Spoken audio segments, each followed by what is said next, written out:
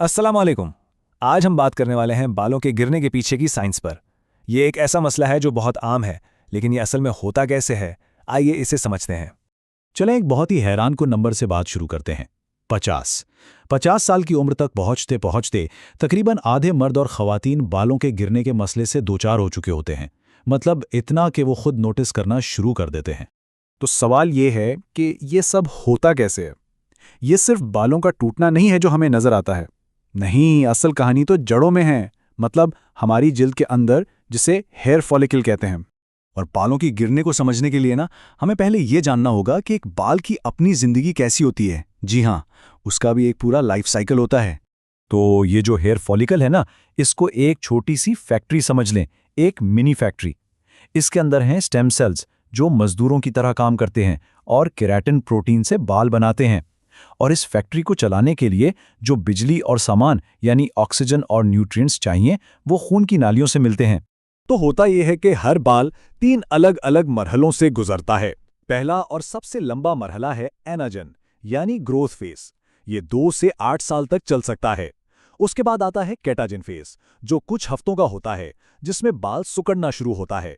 और आखिर में आता है टीलोजन यानी आराम का मरहला, जो कुछ महीनों तक रहता है। लेकिन जब इस साइकिल में गड़बड़ शुरू हो जाए तो समझें कहानी में एक विलन की एंट्री हो गई है। और ज्यादातर केसेस में ये विलन एक ही होता है, एक खास हार्मोन जिसे हम DHT कहते हैं। अब सवाल ये है कि ये DHT आखिर है क्या और बनता कैसे है। देखें, ये एक बिल्कुल नेचुरल प्रोसेस है। हमारे जिस्म में एक हार्मोन होता है टेस्टोस्टेरोन। जब उस पर 5 अल्फा रिडक्टेस नाम का एक एंजाइम एक्ट करता है तो ये उसे डाईहाइड्रोटेस्टोस्टेरोन या आसान लफ्जों में DHT में बदल देता है। और मजे की बात यह है कि DHT जिस्म के कई दूसरे कामों के लिए बहुत जरूरी भी है।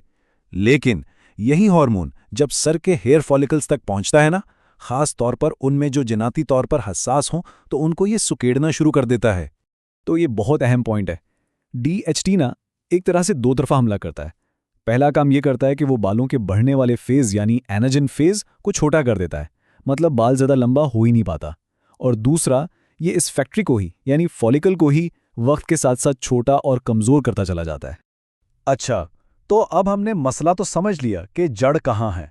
अब देखते हैं कि साइंस इसका मुकाबला करने के लिए हमें कौन से 2 मेन रास्ते दिखाती है। तो जितने भी इलाज है ना, वो मोटे तौर पर 2 में से एक काम करते हैं। पहली हिकमत अमली है कि बाल की फैक्ट्री यानी फॉलिकल के माहौल को बेहतर बनाया जाए, उसे ज़्यादा खुराक और ऑक्सीजन दी जाए। और दूसरी हिकमत अमली है कि सीधा जाकर विलन को ही पकड़ लिया जाए, यानी DHT को ही ब्लॉक कर दिया जाए। पहली हिकमत अमली यानी ब्लड फ्लो बढ़ाने वाली, इसमें सबसे मशहूर मिसाल है माइनॉक्सीडिल की। और एक दिलचस्प बात बताऊं, ये असल में ब्लड प्रेशर की दवा के तौर पे बनाई गई थी। इसी तरह माइक्रो नीडलिंग जैसे तरीके हैं जो जिल्द में हल्के से जख्म करके वहां खून का बहाव और हीलिंग प्रोसेस तेज करते हैं। अब आते हैं दूसरी हिकमत अमली पर, यानी DHT को ब्लॉक करना। इसके लिए फिनेस्टराइड और डुटेस्टराइड जैसी दवाएं इस्तेमाल होती हैं। ये क्या करती हैं?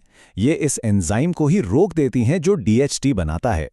इसके अलावा कीटोकोनाजोल जैसे कुछ एंटी फंगल शैम्पू भी सर की जिल्द पर DHT के असर को थोड़ा कम करते हैं।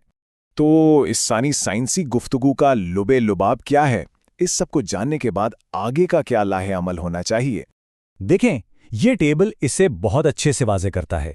हमारे पास 2 ही बुनियादी ऑप्शंस हैं। एक, फॉलिकल के माहौल को बेहतर बनाएं, इसे सपोर्ट करें।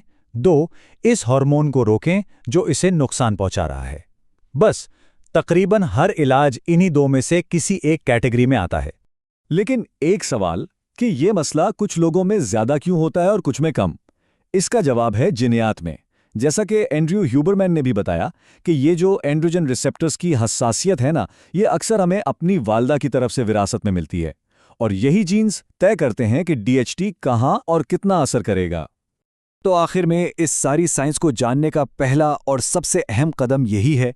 इस इल्म के साथ कोई भी शख्स अपने डॉक्टर या माहिर से जाकर एक ज़्यादा बेहतर, एक ज़्यादा बाखबर गुफ्तगू कर सकता है और अपने लिए सही रास्ता चुन सकता है।